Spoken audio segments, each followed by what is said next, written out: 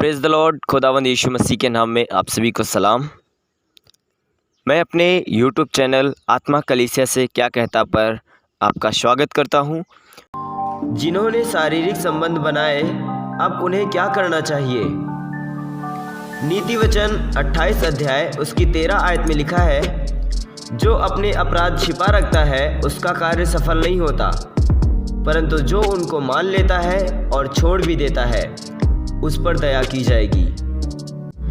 मेरे प्रियो, हम कई बार वो काम कर जाते हैं जो परमेश्वर की दृष्टि में सही नहीं है, जिन कामों से परमेश्वर घृणा करता है।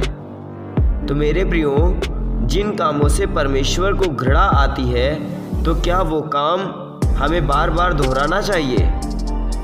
मेरे प्रियो, जब हम मसीह को नहीं जानते थे तो हम बहुत सारे ऐसे काम किए होंगे जो परमेश्वर की दृष्टि में सही नहीं थे।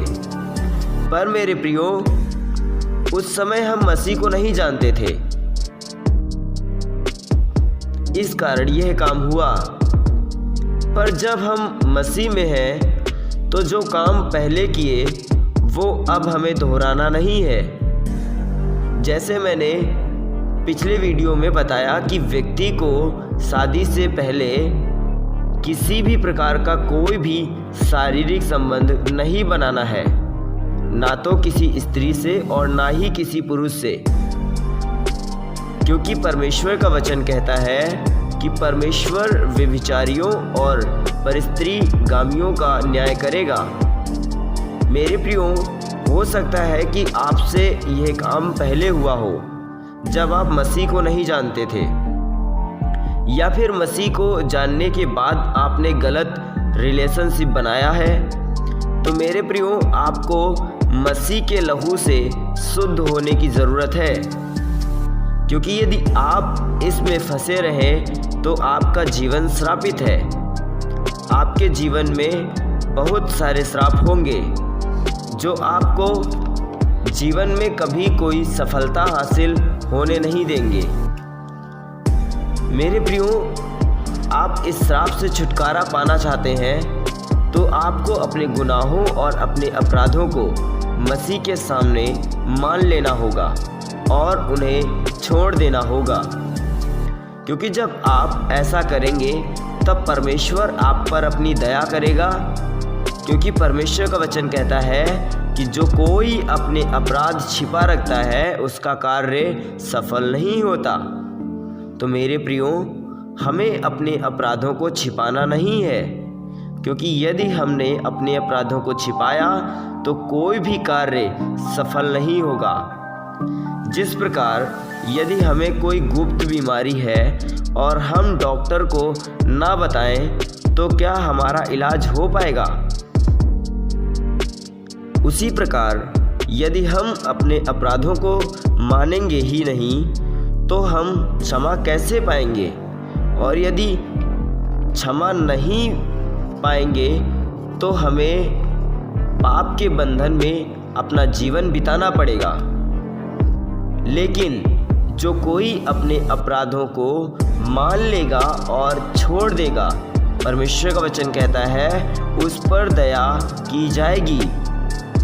तो मेरे प्रियो, सिर्फ मान लेना है कि हाँ प्रभु, मैंने पाप किया है, मुझे माफ़ कर दे, और छोड़े ना वो लगातार वो गलती दोहराता जाए, तो उसका क्या होगा आप खुद समझ सकते हैं। इसलिए मेरे प्रियो, आपसे गलती हुई है, कोई बात नहीं, पर अब वह समय है कि आप अपनी गलती को परमेश्वर के सामने मानकर छोड़ दें, जिससे कि आप पर परमेश्वर दया कर सके। इसलिए मेरे प्रियो, यदि आप परमेश्वर की दया को पाना चाहते हैं तो अपने अपराधों को मानकर छोड़ने का यही सही समय है।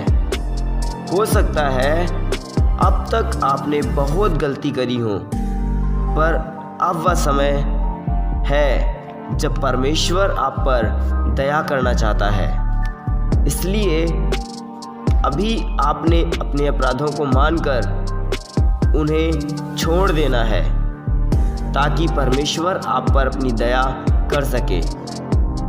जितने लोग अभी परमेश्वर की दया को पाना चाहते हैं वो सब अपने घुटनों पर बैठ जाएं और अपने अपराधों को परमेश्वर के सामने मानकर उन्हें छोड़ने का निर्णय करें। परमेश्वर अभी आप पर अपनी दया करेगा, प्रभु यीशु मसीह के नाम में, आमीन। जितने लोग ये चाहते हैं कि मैं आपके लिए प्रार्थना करूं, वो अपनी समस्या और नाम लिखकर कमेंट बॉक्स में सेंड करें।